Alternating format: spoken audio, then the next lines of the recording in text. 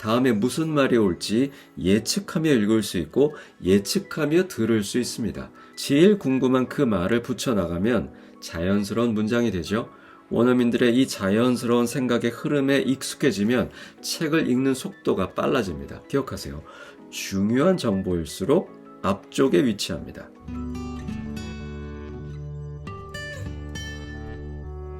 누군가 이렇게 말한다면 어떤 생각이 들까요? 2024년 11월 도널드 트럼프는 이전에 이미 재임했었다.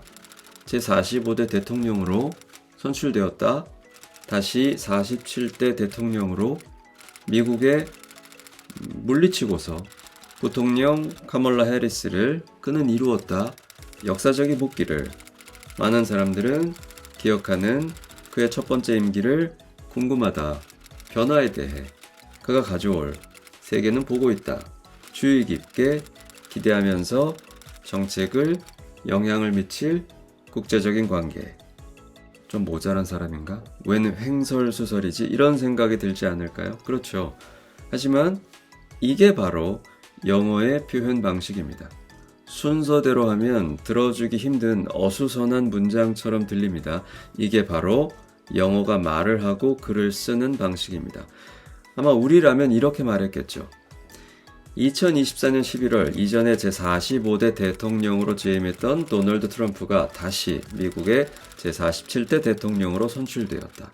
부통령 카멀라 해리스를 물리치며 그는 역사적인 복귀를 이루었다.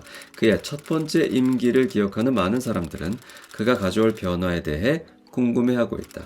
세계는 국제적인 관계에 영향을 미칠 그의 정책을 기대하며 주의 깊게 지켜보고 있다. 깔끔하고 정선되어 있고 쉽게 이해되죠?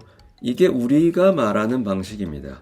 하지만 우리가 말하는 방식만을 머릿속에 갖고 있으면, 그러니까 한국어의 틀만을 유지하면 절대 영어책을 읽는 순서대로 이해해 갈 수가 없습니다. 계속 앞으로 갔다 뒤로 갔다 2번 읽고 3번 읽고 하게 되죠. 예측하며 읽기가 불가능합니다. 다시 한번 볼까요? 혹시 이런 생각이 드시나요? 미국 사람들은 왜 이런 식으로 말하지? 이거 너무 복잡하잖아? 우리는 간단하게 말할 수 있는데 왜 이렇게 어렵게 말할까? 하지만 우리가 알아야 할 것은 원어민들은 결코 어렵고 복잡하게 말하는 것이 아닙니다. 그들은 그들의 관점에서 간단하고 논리적이고 명확하고 편한 방법으로 말하고 있는 겁니다. 우리와 생각의 구조가 다른 거죠. 그래서 우리가 보기엔 어렵고 복잡하게 보이는 거죠. 그들이 우리 언어를 보면 아마 똑같이 느낄 겁니다.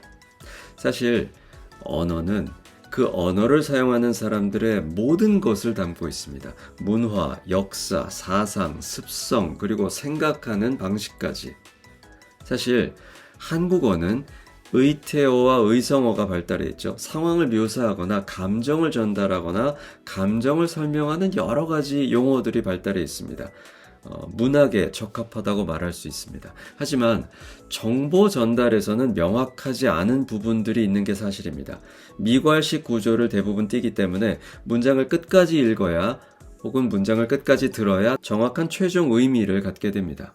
하지만 영어는 사실 굉장히 분명한 언어입니다. 아주 분명한 언어예요. 두괄식이기 때문에 문장의 앞부분만 읽어도 명확하게 전체를 상당 부분 파악할 수 있습니다.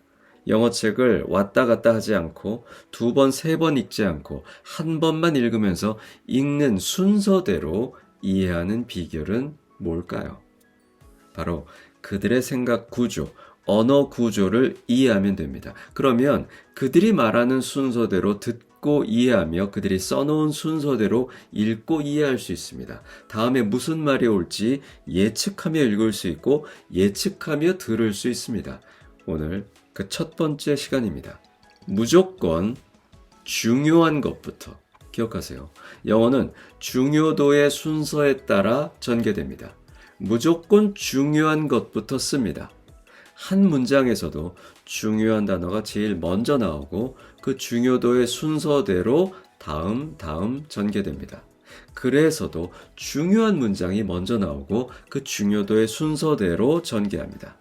한국어는 반대로 미괄식 전개가 많죠. 그래서 한국 사람들은 언제나 두괄식인 영어가 어렵다고 느낄 수 있습니다. 말의 전개 순서만 놓고 본다면 영어는 아주 논리적인 언어입니다. 생각이 일어나는 자연스러운 방식대로 말을 전개해 나갑니다. 그 순서는 다시 한번 중요한 것부터 부가 설명은 뒤에 붙여나가고 단순한 정보에서 구체적인 정보로 진행되는 방식입니다. 영어 문장이 만들어지는 과정을 함께 따라가 보죠. 먼저 문장의 주인공, 가장 중요한 말인 주어가 등장합니다. I, 나는. 이제 뭐가 궁금할까요? 자연스러운 순서로 내가 어떤 사람인지, 내가 뭘 했는지가 궁금하겠죠? 그걸 서술어 또는 동사라고 합니다. I have. 나는 가진다. 이제 뭐가 궁금하죠?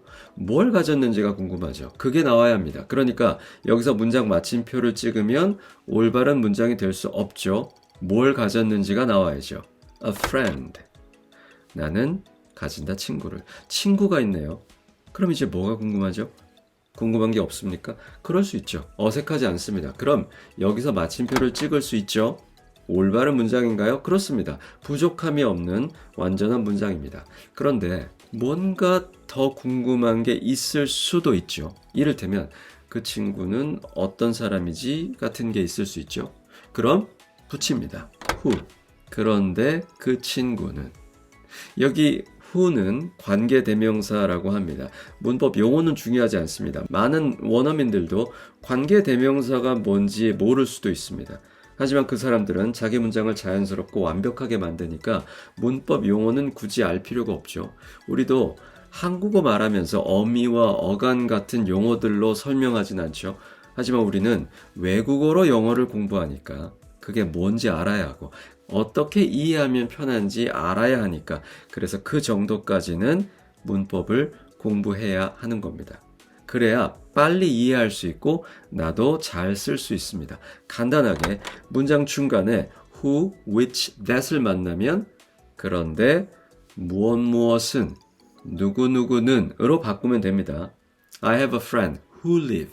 그러니까 나는 가진다 친구를. 그런데 그 친구는 이렇게 되는 거죠. 뒤로 갔다가 앞으로 갔다가 이렇게 하는 게 아닙니다. 사는 친구를처럼 뒤에서 앞으로 다시 넘어온 게 아니죠. 그냥 읽는 순서대로 나는 가진다 친구를. 그런데 그 친구는 산다. 순서대로 이해갔죠? 이제 여기에 더 나와야 할 게 있나요? 궁금한 게 있을까요? 그렇죠. 산다고 했으니까 어디에 산다는 건지가 나와야겠죠. In China. 중국에. 더 궁금한 게 있나요? 없나요? 그러면 마침표를 찍으면 됩니다. 완전한 문장이 되죠. 그런데 어떤 사람들은 뭔가 더 궁금할 수도 있겠죠. 중국이 어떤 나라인지, 그 친구의 직업은 뭔지 등등등. 이런 부가 정보를 수식어라고 할 수 있습니다. 그러면 뒤에 계속 붙여 나가면 됩니다. 부연 설명을 해 나가면 되죠. 이를테면 which is a very big country. 그런데 중국은 이다 아주 큰 나라. which도 관계대명사죠. 뒤에서 앞으로가 아니라 그런데 무엇은 그런데 누구는 이게 바로 영어입니다. 중요도의 순서대로 나열합니다. 주어를 먼저 제시하고 자연스럽게 궁금한 정보들을 부연 설명해 나가면 됩니다. 이런 영어식 생각의 흐름을 기억하고 따라가면 영어책을 왔다 갔다 하지 않고 그냥 순서대로 읽어 나갈 수 있습니다. 다음에 무슨 말이 올지 예측하면서 읽을 수 있죠. 한 번 더 해볼까요? A lady, 한 여성이 중요한 주인공, 즉 주어가 나왔죠. 이제 이 여자가 어떤 여자인지 궁금하죠. sitting, 그런데 앉아있는. 여자가 앉아있네요. 이제 뭐가 궁금하죠? 어디에 앉아있는지가 궁금하죠. 그럼 써야죠. A lady sitting on the bench. 그런데 앉아있는 벤치에. 이젠 벤치에 앉아있는 이 여성이 대체 누군지 궁금하죠. It's my mother. 엄마. 그러면 이렇게 바꾸면 어떻게 될까요? A lady sitting on the bench is my mother. A lady is my mother sitting on the bench. 바꿔도 됩니다. 5개 문장 성분 가운데 주요 성분 4개인 주어, 서술어, 목적어, 보어는 문장에서 자기 자리가 정해져 있습니다. 그래서 이 순서대로 나와야 합니다.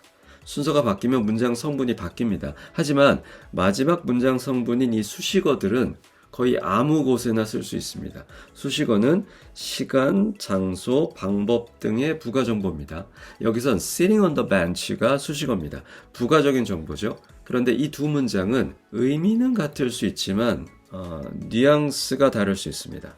더 중요한 말이 앞에 온다고 했죠. 첫 번째는 벤치에 앉아있는 바로 그 여자가 엄마야가 될 거고, 두 번째 문장은 저 여자가 엄마야. 근데 벤치에 앉아있네 정도가 되겠죠. 벤치에 앉아있다는 정보가 갖는 중요도가 달라집니다. 이렇게 자연스러운 생각의 흐름에 따라 말을 전개해 나가면 문장이 됩니다. 나와야만 하는 정보를 제일 궁금한 그 말을 붙여나가면 자연스러운 문장이 되죠. 원어민들의 이 자연스러운 생각의 흐름에 익숙해지면 책을 읽는 속도가 빨라집니다. 말을 들을 때도 머리로 한국어 해석을 하지 않으면서 쭉 따라갈 수 있습니다.